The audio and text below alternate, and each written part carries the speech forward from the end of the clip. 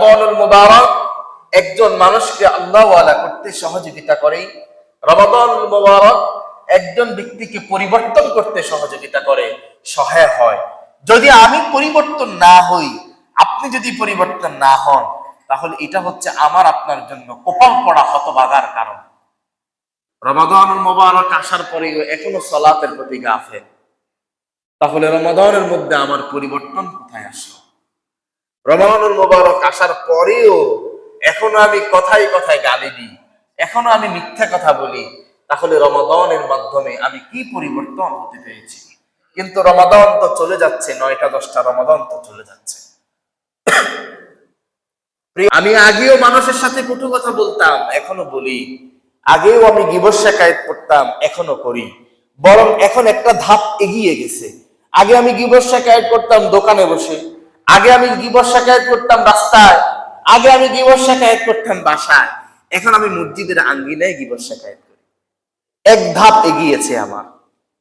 আগে তো আমি বেশি বেশি দোকানে বসতাম, দোকানে বসে গীবত শিকায়েত করতাম।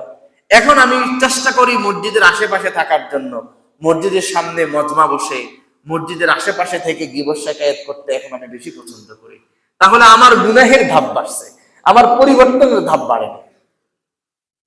রমাদানুল মুবারকে যদি আমি মিথ্যা কথা বলি, যদি আমি গীবত শিকায়েত করি, যদি আমি মারামারি হানাহানি কাটাকাটি করি, যদি আমি গুনাহের সাথে লিপ্ত থাকি, আমার এই রমাদান শুধুমাত্র না খেয়ে থাকা হবে, না পান করে থাকা হবে। আমার রমাদানের মধ্যে কোনো প্রকার পরিপূর্ণতা আসবে না।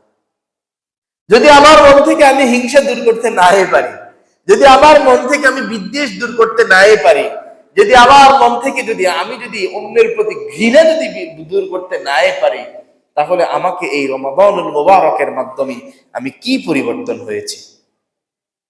সাহাবায়ে কেরাম রাদিয়াল্লাহু আনহুম রমাদানুল মুবারক কয়টা পেয়েছেন? কেউ একটা রমাদান পেয়েছেন, কেউ 2টা রমাদান পেয়েছেন, কেউ 3টা রমাদান পেয়েছেন, কেউ 10টা রমাদান পেয়েছেন। তারা একটা রমাদান পেয়ে জীবনকে পরিবর্তন করেছে। আমি আপনি কতগুলা রমাদান পেয়েছি? আমার বয়স যদি 30 বছর হয়, 12 বছর বয়সে বালেগ হলে, তার মানে আমি 18টা রমাদান পেয়েছি। আপনার বয়স যদি 40 বছর হয়, 50 বছর হয়, আপনি বালেগ হয়েছেন 12 বছর 13 বছর, ধরলাম 15 বছর বয়সে আপনি বালেগ হয়েছেন।